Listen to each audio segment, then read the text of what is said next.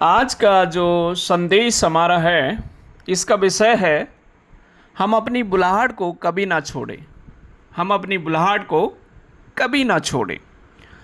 और मैं आपसे एक सवाल करना चाहता हूँ, आप इसका जवाब व्यक्तिगत रीति से अपने आप से देना। अगर परमेश्वर आपसे कुछ वचन के द्वारा कहें, कुछ असंभव काम करने के लिए आपको कहें, क्या आप उस काम को करेंगे? ये आपका व्यक्तिगत, आप इसे जवाब दें और व्यक्तिगत रीति से आप उसका आंसर स्वयं से ले करके परमेश्वर के सामने रखें। अगर परमेश्वर आपसे कुछ असंभव काम करने के लिए कहे, क्या आप और मैं उसे करेंगे? या हमसे कुछ आसान काम करने के लिए भी कहें, तो क्या आप और मैं उसे करेंगे? प्रियों, बाइबल में एक घटना है और ये घटना यहोशू की पुस्तक उसका 6 अध्याय उसका 9 पद से लेकर 21 पद तक है। और यहाँ पर ऐसी घटना का वर्णन है जो घटना आपको और मुझे मानवीय रीति से सोचने में भी मजबूर करती हैं कि कैसे ये हो सकता है, ये असंभव काम कैसे हो सकता है। यहाँ पर घटना इस प्रकार से है कि परमेश्वर यहोशू से बातचीत करते हैं और कहते हैं कि आपको यरीहो में जाना है और पूरी अपनी लोगों को लेकर के यरीहो में प्रवेश करना है। अब यरीहो वह शहर था जिस शहर में प्रवेश करना बहुत ही मुश्किल था, और यहाँ के लोग भी कन्नानी लोग, आमोनी लोग और अन्य वंश इस जगह में रहा करते थे।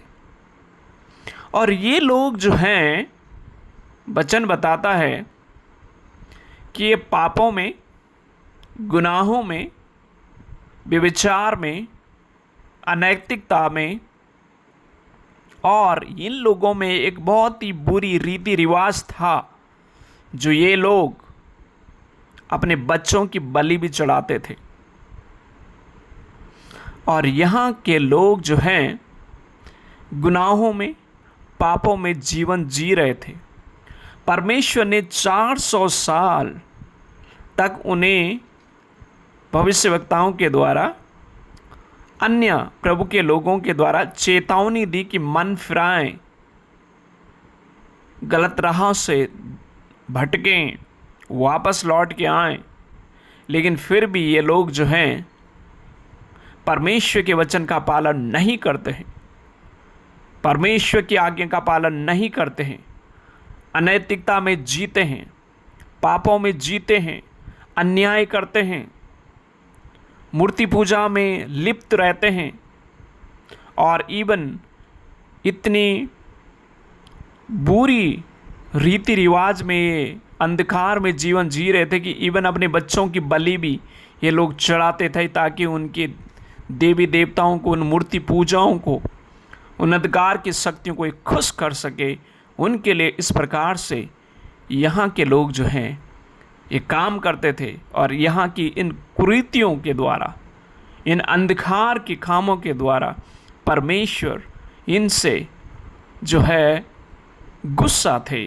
परमेश्वर इनसे कई बार अवसर इन्हें देने के बावजूद भी ये लोग बदलते नहीं, ये बदले नहीं।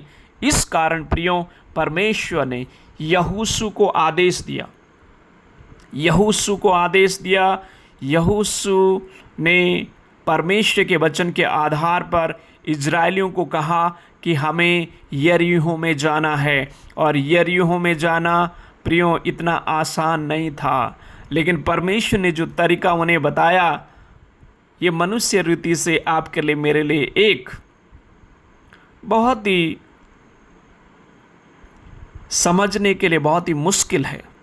परमेश्वर ने आदेश दिया कि इस यरीहो में, इसकी जो दीवारें थे प्रियो, इसकी जो बाउंड्री वाल थी, इसकी जो दीवार थी, वो बहुत ही मजबूत थी और दो बहुत बड़ी बड़ी दीवारें थे। एक अंदर से पूरी तरीके से इस छावनी को, इस शहर को, वो दीवार अंदर में भी दीवार थी और तकरीबन 12 से लेकर 15 फीट की ऊंचाई की दीवार, बहुत ही मोटी और ऊंची दीवारें थी। और साथ ही उसके बाहरी रूप से फिर से एक दीवार थी और वो इतनी मजबूत दीवार थी, इसकी गहराई और ऊंचाई की अगर हम तुलना करें और अध्ययन करें तो हमें पता चलता है ये तकरीबन 40 से लेकर 50 फीट की ऊंचाई की दीवार थी। और इस दीवार से इस शहर में प्रवेश करना नामुमकिन था, असंभव था। लेकिन परमेश्वर ने यहोशू को कहा कि आपको एक काम करना है। वो काम ये है कि इस पूरी जो बाउंड्री वॉल है, इसकी दीवारें हैं, इन दीवालों की ओर चारों तरफ 7 चक्कर मारना है। तो प्रियो, ये सभी इजरायली लोग यहोशू की आज्ञा के अनुसार, जो यहोशू को परमेश्वर का आदेश मिला, परमेश्वर के आदेश के अनुसार यहोशू इजरायलियों को ये कहते हैं और कहते हैं कि कुछ भी तुम नहीं कहना जब तक मैं तुम्हें आदेश ना दूं। प्रियो, इजरायली लोगों ने, जो परमेश्वर के दास यहोशू ने उन्हें आदेश दिया, उसका उन्होंने पालन किया।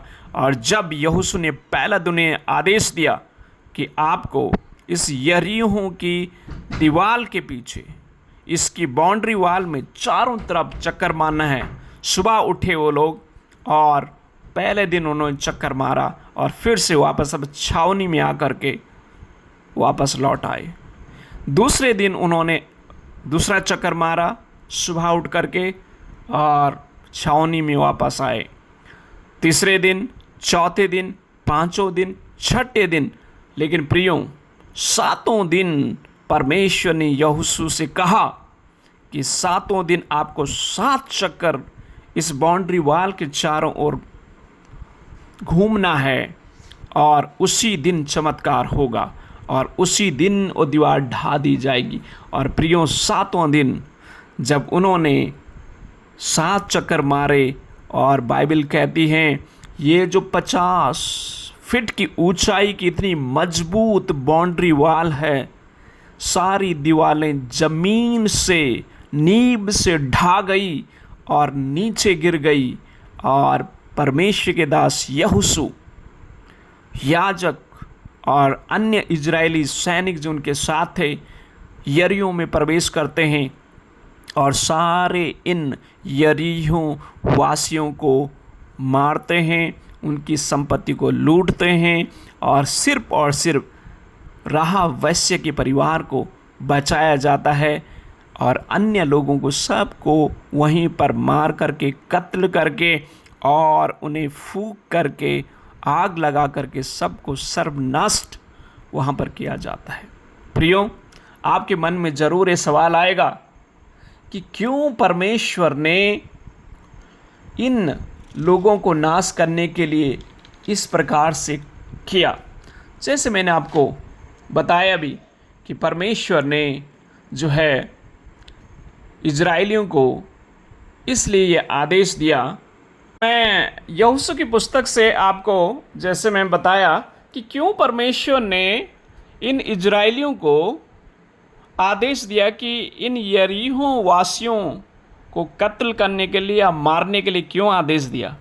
कारण यही था प्रियो कि यहाँ के लोग जो हैं गुनाहों में जी रहे थे, पापों में जी रहे थे और मूर्ति पूजा करते थे। इवन अपने बच्चों को भी वो बलिदान चढ़ाते थे और ये सब कारण थे जिसकी वजह से परमेश्वर ने इन्हें नष्ट करने का आदेश दिया। और साथ ही परमेश्वर ने इन्हें परमेश्वर ने प्रियो इनको 400 साल का समय दिया था, लेकिन इन्होंने मन नहीं फिराया, पश्चाताप नहीं किया। कंटिन्यू करते हैं। यहोशू को परमेश्वर ने जैसे आदेश दिया इन यरीहो वासियों को नष्ट करने के लिए कारण यही था कि ये पाप में जी रहे थे और परमेश्वर का न्याय का प्रकोप इनके ऊपर उतरा और इनको सर्वनाश करने के लिए परमेश्वर ने इजरायलियों को आदेश दिया और इनका सर्वनाश होता है। अगर प्रियों इन लोगों का नाश नहीं होता, इन लोगों को समाप्त नहीं किया जाता, तो ये लोग जो इजरायलियों को अपनी इस गलत रीति रिवाज के कारण उनको भी नष्ट कर सकते थे, उनको भी भ्रष्ट कर सकते थे। और परमेश्वर ने इजरायलियों को पवित्र राष्ट्र बनाने के लिए और इसी राष्ट्र से मसीह आएगा, मसीह जन्मा, इसलिए इजरायलियों को पवित्र और स्वच्छ और अपनी महिमा के लिए अलग करके रखा। और जैसे मैंने कहा कि आज हमारा संदेश का विषय है कि हम अपनी बुलाहट को कभी ना छोड़ें। और जब आप और मैं परमेश्वर के द्वारा चुने गए हुए हैं, परमेश्वर ने हमें अलग किया है, जैसे इजरायलियों को परमेश्वर ने अलग किया था अपने काम के लिए, अपने विशेष उद्देश्य के लिए, उसी प्रकार से परमेश्वर आपको मुझे भी आज्ञा देता है और उस आज्ञा का हमें भी पालन करना है।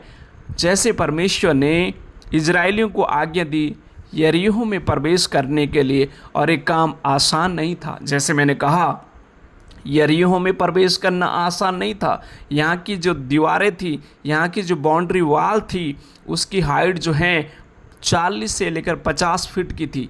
तो कैसे इसमें चढ़ सकता और कैसे अंदर जा सकते, ये असंभव था। लेकिन परमेश्वर ने यहोशू के द्वारा उन्हें आदेश दिया कि इस बाउंड्री वॉल के चारों तरफ 7 चक्कर मारना।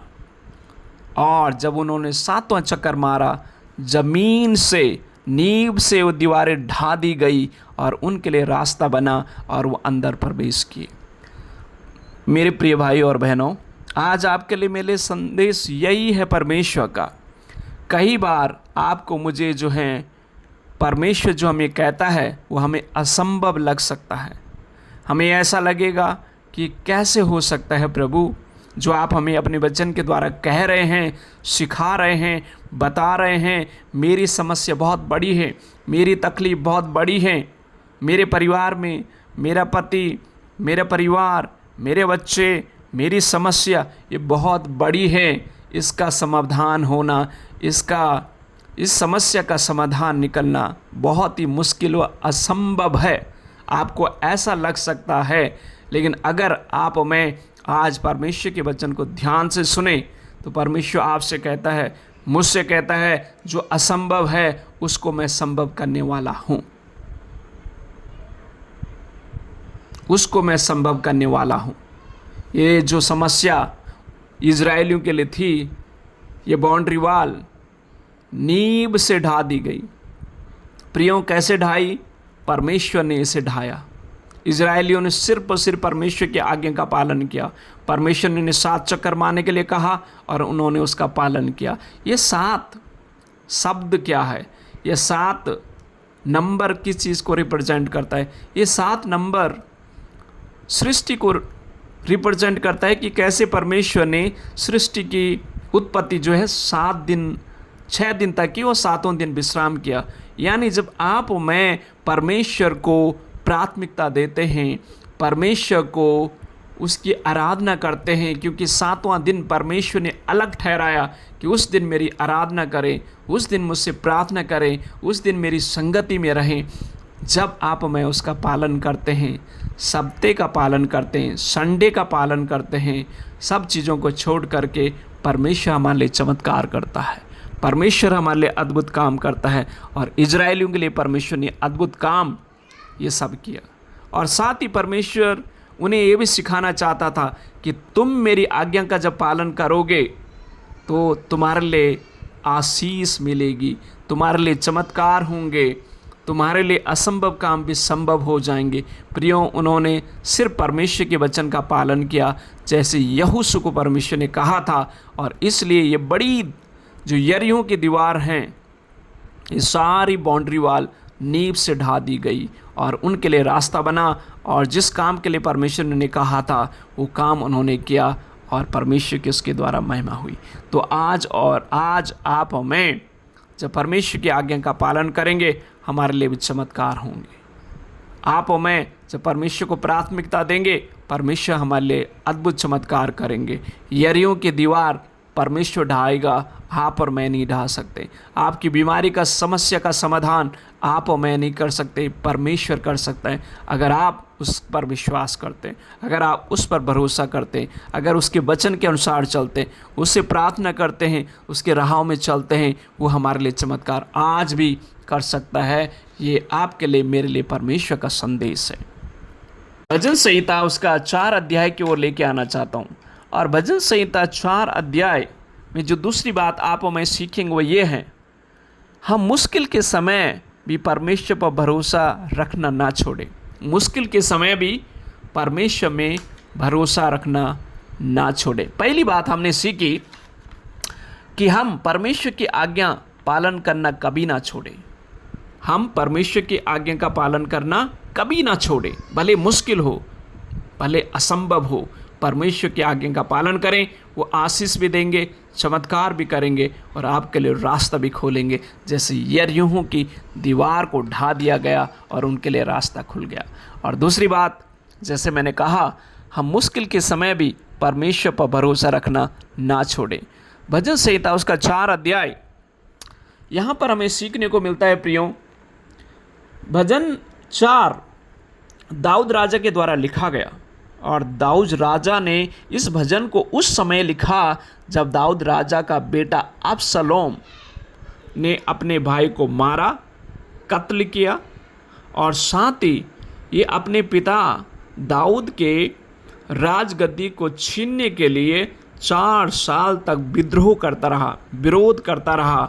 और दाऊद राजा के विरोध में बहुत षड्यंत्र इसने रचा कि दाऊद राजा यानी अबसलोम दाऊद राजा का बेटा था और अपने ही पिता की राजगद्दी छीनना अबसलोम चाहता था। अब आप थोड़ा कल्पना करें, अगर आपकी राजगद्दी आपके होते हुए आपका बेटा छीनने के लिए आपका विरोध करें, आपके साथ विद्रोह करें और आपके बेटे को, दूसरे बेटे को कत्ल कर दें, तो आप कल्पना करें कि कितना क्रोध आपके मन में, आपके हृदय में इस बेटे के प्रति उभरेगा। और राजा दाऊद चाहता तो अबसलोम को मार सकता था क्योंकि वो राजा था।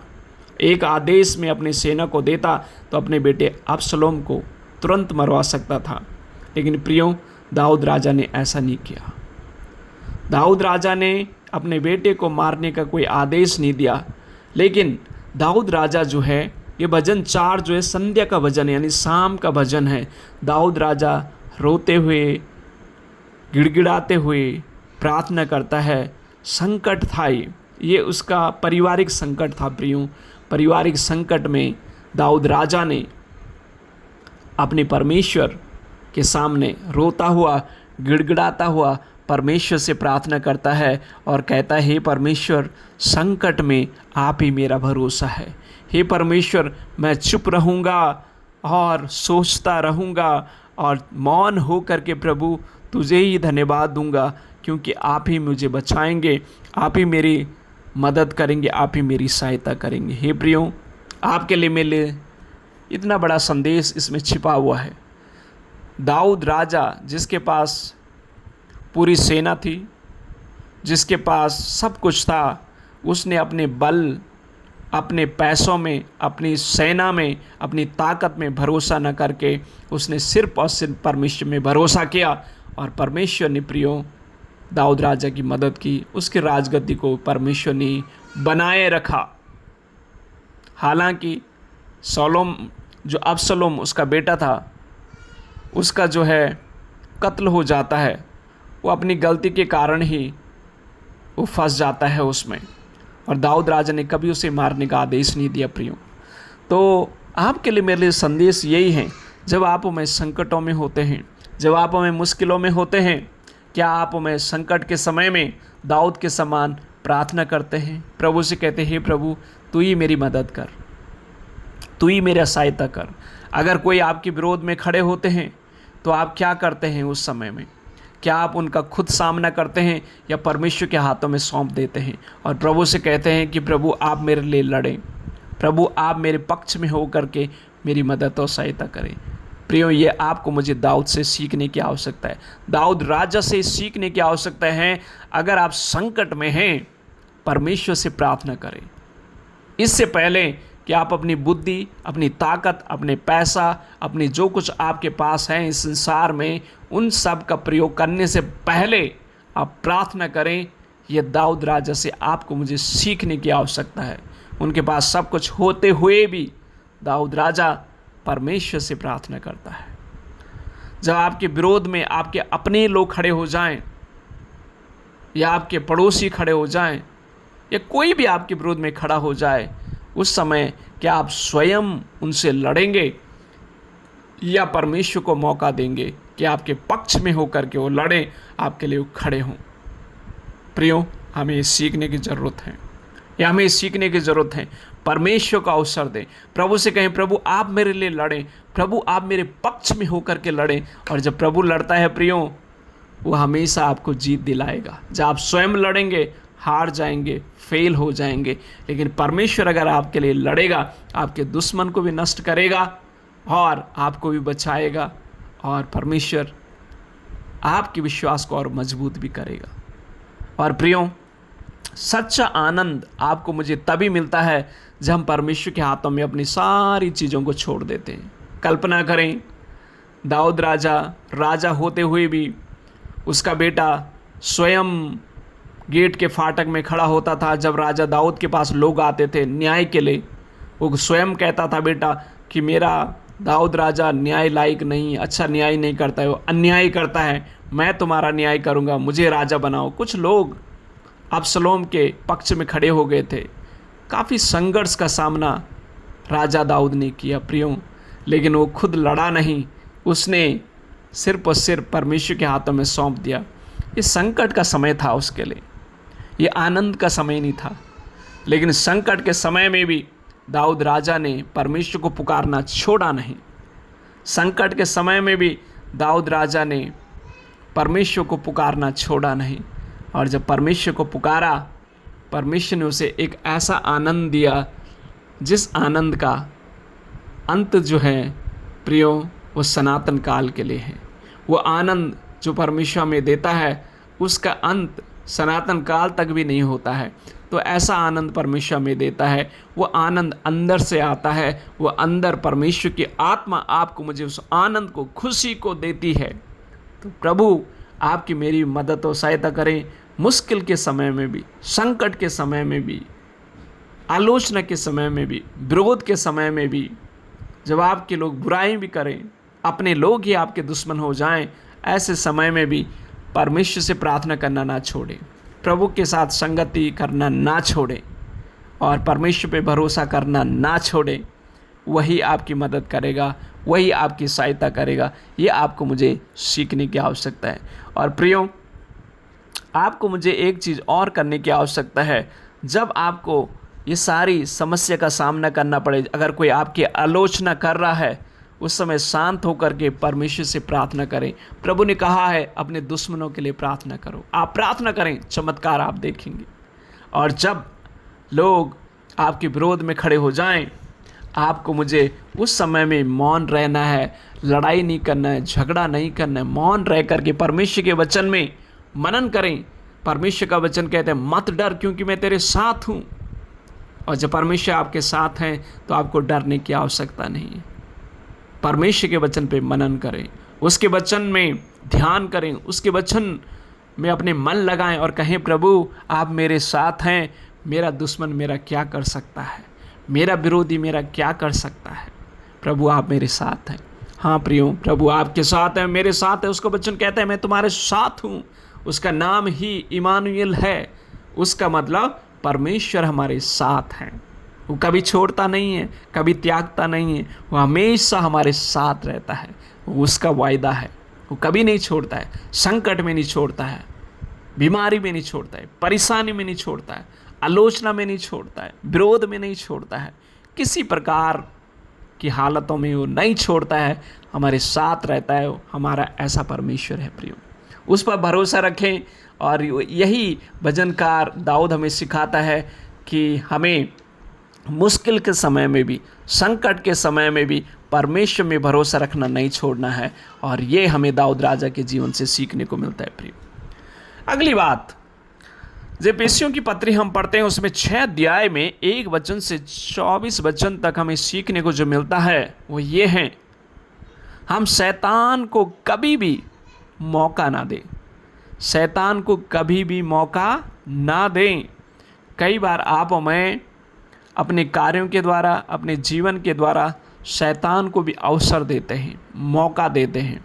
प्रियो, शैतान एक दिखता हुआ इंसान नहीं जिसको आप देख सकते हो, जिससे आप लड़ सकते हैं। वो अनदेखा है, अंधकार की शक्ति है वो, जिसे आप और मैं देख नहीं सकते इन आँखों से।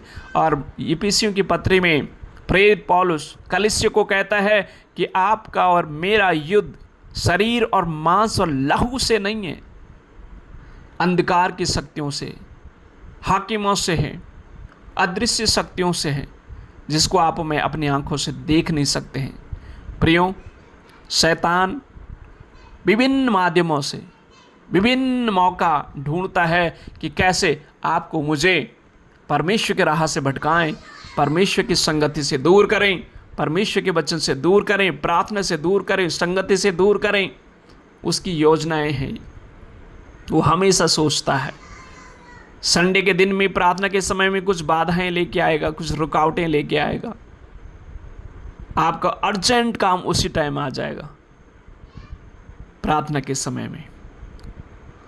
ये सारे शैतान के हथियार हैं। उससे आप मैं कैसे बचें, कैसे आपको मुझे उस दुश्मन से बचना है, कैसे आपको मुझे हमेशा तैयार रहना है। प्रियो, प्रेरित पौलुस हमें सिखाता है कि आपको मुझे तलवार के साथ उस शैतान का सामना करना है। तलवार क्या है? जहाँ 17 वचन पढ़ेंगे, इफिसियों उसका 6 के 17 में लिखा है, परमेश्वर का वचन तलवार है। प्रियो, परमेश्वर के वचन के साथ उसका सामना करें। प्रभु यीशु मसीह, जब शैतान ने प्रभु यीशु की परीक्षा ली, प्रभु यीशु मसीह ने शैतान को कहा, शैतान, लिखा हुआ है कि तू परमेश्वर पिता की परीक्षा न कर।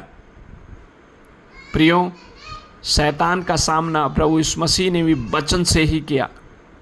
तो आपको मुझे परमेश्वर के वचन को पढ़ना पड़ेगा, मनन करना पड़ेगा, अध्ययन करना पड़ेगा, तभी जाके आप और मैं शैतान का सामना कर सकते हैं। और सामना कैसे करें? वचन के तलवार से। वचन, परमेश्वर का वचन हमारे लिए दोधारी तलवार है, जो हम शैतान का सामना कर सकते हैं। जब शैतान आपके मन में बुरा विचार लेके आए, जब शैतान आपके परिवार में संकट और मुश्किल लेके आए, वचन से घोषणा करें, हे शैतान, तेरी ताकत, तेरा डंक कहाँ रहा?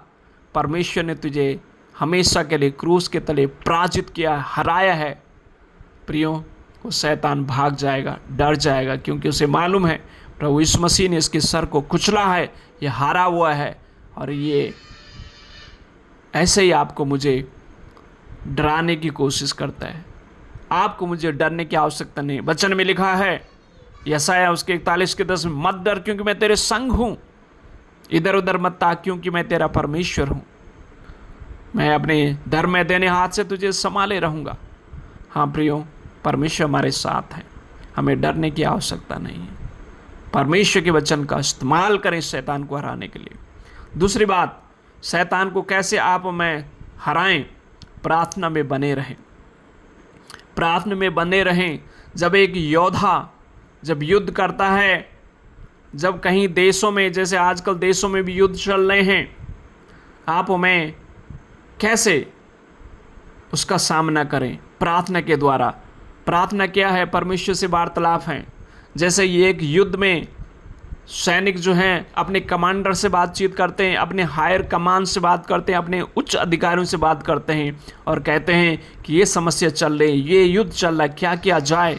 फिर आदेश आता है कि ऐसा करो, वैसा करो, तब युद्ध जीता जाता है। उसी प्रकार से प्रार्थना करें। जब आप संकट में होते हैं, परेशानी में होते हैं, मुश्किलों में होते हैं, प्रार्थना करें, प्रार्थना करें। प्रभु से कहें, प्रभु ये समस्या है, ये मुश्किलें हैं। पिता परमेश्वर आपसे बातचीत करेगा, वचन के द्वारा बातचीत करेगा, प्रभु के दासों के द्वारा बातचीत करेगा।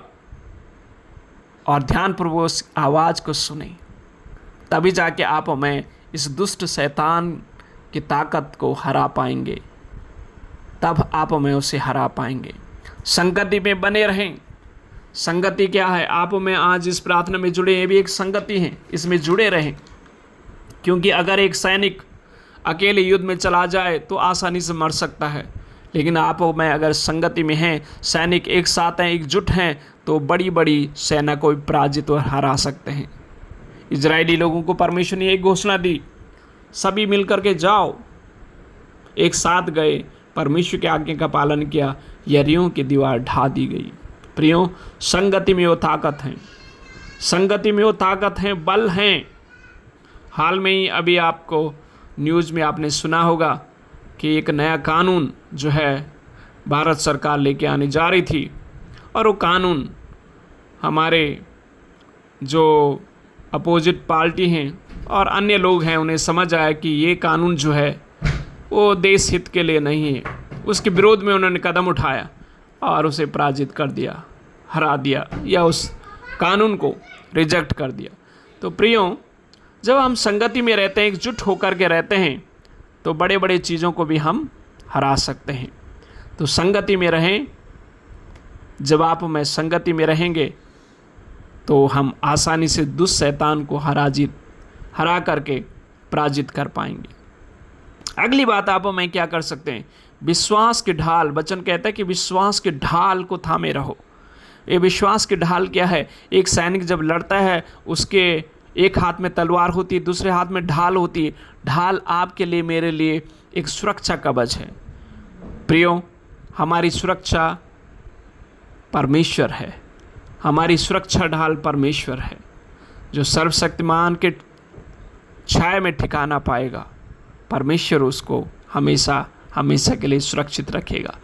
जो सर्वशक्तिमान परमेश्वर के करीब में रहता है, उसकी छत्र छाया में रहता है, उसे परमेश्वर ही सुरक्षा और बचाता है, और वही परमेश्वर हमारे विश्वास की ढाल है। प्रियो, आप हमें परमेश्वर पर भरोसा रखें, परमेश्वर पर विश्वास रखें कि वही हमारी सुरक्षा की ढाल है, वही हमें बचाता है, और हाँ, वो बचाता भी है। उद्धार का टोप क्या है? अपने मन और मस्तिष्क में विचार रखें कि परमेश्वर ने हमें पहले से ही विजय दी है। आर्मी सैनिक के सर के ऊपर टोप होता है, उस सुरक्षा के लिए होता है, उसके मस्तिष्क को बचाने की सुरक्षा के लिए होता है। और हमारा सर, हमारा मस्तिष्क सारे शरीर में सबसे बहुत ही फ्रजाइल भी है और बहुत ही इम्पोर्टेंट भी है। बहुत ही इम्पोर्टेंट भाग है अगर सर, हमारा मस्तिष्क। हमारे मस्तिष्क में, हमारे विचारों में हमेशा ये होना चाहिए कि यीशु ने हमें विजय दी है। आप में सिर्फ और सिर्फ लड़ रहे हैं, विजय तो हमें ऑलरेडी यीशु ने दी है। प्रियो, मन में, मस्तिष्क में विश्वास होना बहुत ज़रूरी है कि आप में विजय हैं, ये मन में होना बहुत ज़रूरी है। ये ऑलरेडी हमारे यीशु ने हमें पहले से दी है।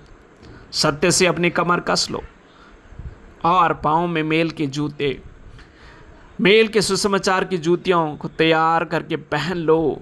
ये सब हैं तैयारी का संदेश। परमेश्वर आपसे मुझसे यही चाहता कि हर समय हम तैयार रहें। तो मैंने कहा कि शैतान को कभी भी अवसर ना दें, और शैतान को आप में प्रतिदिन हराएं। कैसे हराएंगे? वचन के द्वारा हराएं। कैसे हराएंगे? प्रार्थना के द्वारा हराएं। कैसे हराएंगे? संगति में बने रहें। कैसे हराएंगे? परमेश्वर पर विश्वास रखें। कैसे हराएंगे? अपने मन को, अपने हृदय को, अपने मस्तिष्क को परमेश्वर के वचन से भर दें और कहें कि यीशु ने हमें पहले से विजय दी है। हमें डरने की आवश्यकता नहीं, हमें हारने की आवश्यकता नहीं, क्योंकि मन में, हृदय में और मस्तिष्क में ये शंका पैदा करता है शैतान। ठीक है, तो ये मस्तिष्क में हमेशा रखें कि यीशु ने हमें विजय दी है, शैतान हमारा कुछ भी नहीं कर सकता है। हमेशा तैयार रहें परमेश्वर के वचन की गवाही देने के लिए। हमेशा तैयार रहे परमेश्वर के लोगों को परमेश्वर की संगति में बनाए रखने के लिए, और जो प्रभु को नहीं जानते उन्हें परमेश्वर के बारे में बताने के लिए तैयार रहें। इस संसार में बहुत सारे लोग अभी भी पाप में, अंधकार में जी रहे हैं। ये आपकी जिम्मेवारी, मेरी जिम्मेवारी है, उन्हें भी परमेश्वर के राह में लेके आएँ, उन्हें भी परमेश्वर के बारे में बताएं, क्योंकि वो अंधकार में जी रहे हैं, उन्हें पता नहीं है वो कहाँ है। शैतान उन्हें गलत राह में लेके जा रहा है, गलत संगति में लेके जा रहा है, पापों में लेके जा रहा है। यह आपकी जिम्मेवारी, मेरी जिम्मेवारी है, उन्हें परमेश्वर के राह के पास लेके आएँ और परमेश्वर का संदेश उन्हें बताएं। इसीलिए परमेश्वर ने आपको, मुझे प्रियो बुलाया है, इसलिए उसने हमें चुना है। लास्ट अंतिम बात, यौन रचित सुसमाचार उसका 21 अध्याय 1 वचन से लेकर 14 वचन तक, यहाँ पर आपको मेरे लिए जो संदेश हैं वो ये हैं, परमेश्वर ने आपको मुझे अलग किया है, इसलिए परमेश्वर ने आपको मुझे अलग किया, जिस काम के लिए भी उसने हमें अलग किया है और बुलाया है हमें, उसके लिए कभी भी हमें भागना नहीं है, कभी दूर ना हो। परमेश्वर ने अगर आपको, मुझे कुछ काम के लिए बुलाया है तो आपको, मुझे उससे दूर नहीं भागना है, उससे अलग नहीं जाना है। और यहाँ पर प्रियो घटना है, परमेश्वर के प्रिय चुने हुए दास पतरस और अन्य शिष्य 3 साल तक प्रभु यीशु मसीह के साथ रहे, 3.5 साल तक प्रभु यीशु मसीह के साथ रहे। और जब प्रभु यीशु मसीह मारे गए, गाड़े गए, तीसरे दिन जिंदा भी हो गए, वो भूल गए फिर। और पतरस कहता है कि मैं तो भाई अब अपने मच्छी पकड़ने के लिए जाता हूँ। और अन्य शिष्य भी कहते हैं ठीक है हम भी आते हैं। लेकिन प्रियो, जब इस घटना को आप पढ़ेंगे, पूरी रात उन्होंने मेहनत की, एक भी मछली उन्हें नहीं मिली। पूरी रात उन्होंने मेहनत की, एक भी मछली उन्हें नहीं मिली, और खाली हाथ, परेशान हो करके, थके हुए, बेसहारा हुए, अब चिंता में थे।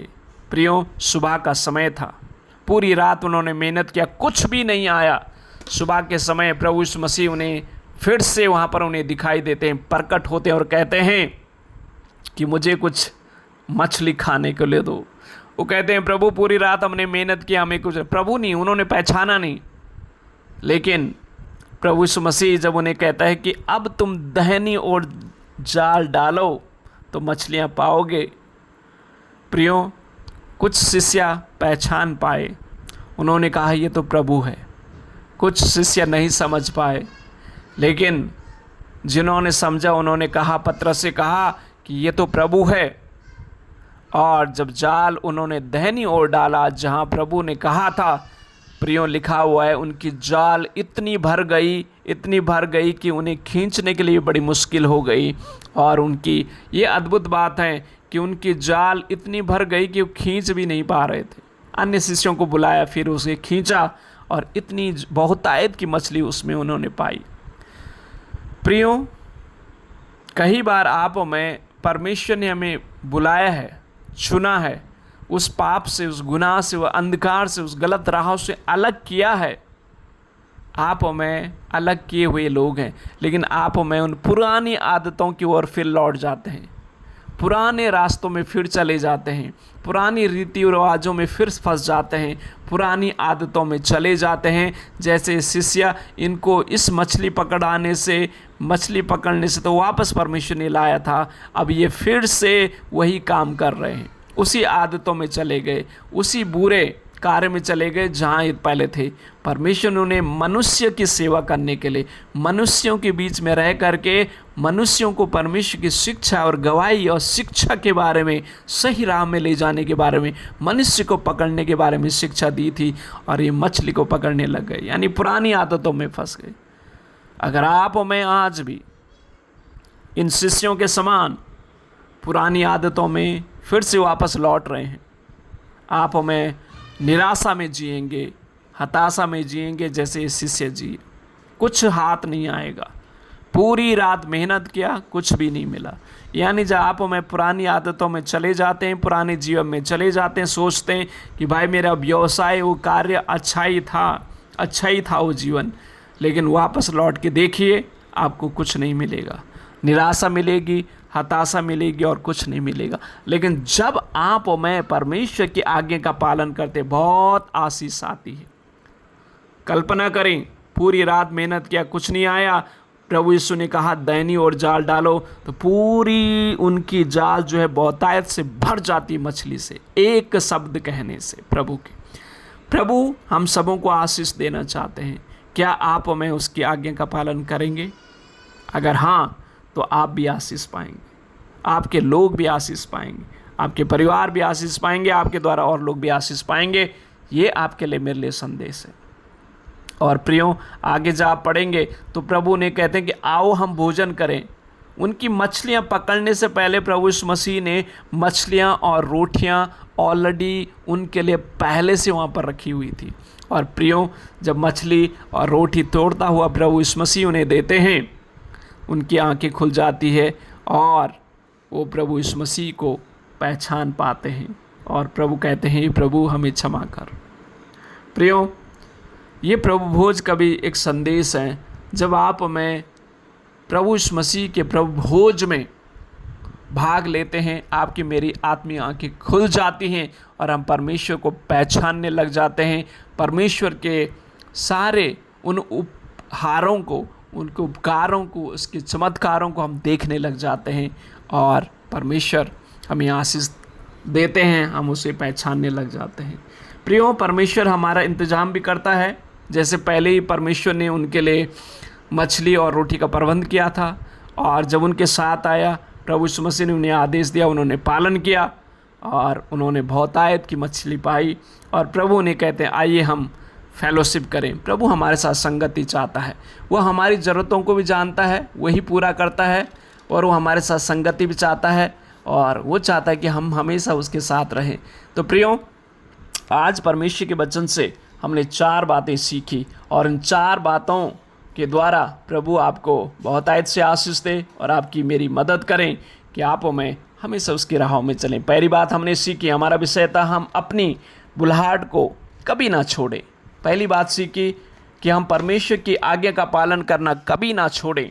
दूसरी बात हमने सीखी कि हम मुश्किल के समय में भी परमेश्वर पर भरोसा करना ना छोड़ें, मुश्किल के समय में भी परमेश्वर पर भरोसा करना ना छोड़ें। तीसरी बात हमने सीखी, हम शैतान को कभी भी मौका ना दें और उसे हराने के लिए हमने बातें सीखी, उनका पालन करें। वचन को पढ़ना और प्रार्थना करना, संगति में रहना, विश्वास में बने रहना और परमेश्वर की गवाही देना, ये सब हमने सीखा। और चौथी बात हमने सीखी, परमेश्वर ने जिस काम के लिए हमें बुलाया है उससे हमें कभी दूर नहीं जाना है या भागना नहीं है। तो परमेश्वर इन वचनों के द्वारा हमें आशीष दे और मदद और सहायता करें कि हम भी आशीष पाएँ, जैसे इन शिष्यों ने आशीष पाई। हम भी आशीष पाएँ जैसे दाऊद ने आशीष पाई। हम भी आशीष पाएँ जैसे पौलुस ने आशीष पाई। हम भी आशीष पाएँ जैसे यहोशू इजराइलियों ने आशीष पाई और उन्हें सफलता मिली। आपको, मुझे और हमारे परिवारों को भी सफलता मिले। God bless you all.